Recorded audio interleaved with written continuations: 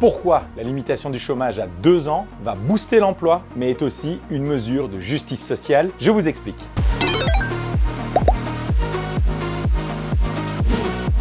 Alors aujourd'hui, il faut savoir que la Belgique fait partie des 5 pays européens avec le plus faible taux d'emploi. Ces chiffres sont de 76% de personnes en âge de travailler qui travaillent en Flandre, mais ils descendent dramatiquement du côté wallon à 67% et à 64% du côté bruxellois. Alors que, dans le même temps, il y a 171 000 emplois disponibles dans notre pays. Il fallait donc agir et intervenir. Pour ce faire, le gouvernement fédéral a décidé de limiter à 2 ans la durée des allocations de chômage. Mais à côté de ça, nous allons mener une grande réforme de l'emploi en Wallonie parce que, effectivement, cette limitation dans le temps n'est qu'une première partie. Cette réforme en Wallonie, elle va répondre à 6 grands principes. Le premier, c'est le fait de pouvoir activer beaucoup plus vite, beaucoup plus fort les demandeurs d'emploi. Le deuxième, c'est de pouvoir faire en sorte qu'à chaque moment du parcours, le demandeur d'emploi sera suivi, accompagné pour aller vers l'emploi. On va également informatiser la procédure au niveau du forum. Quatrième élément,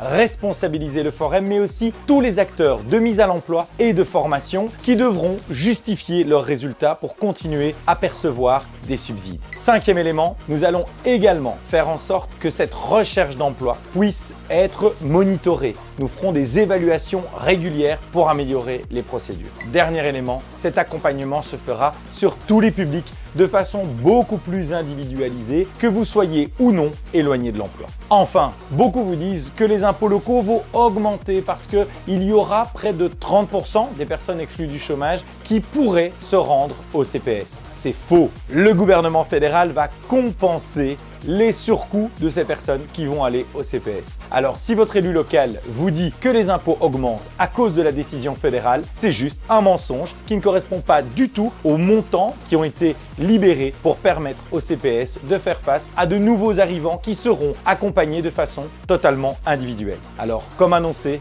avec le MR, c'est promesse tenue.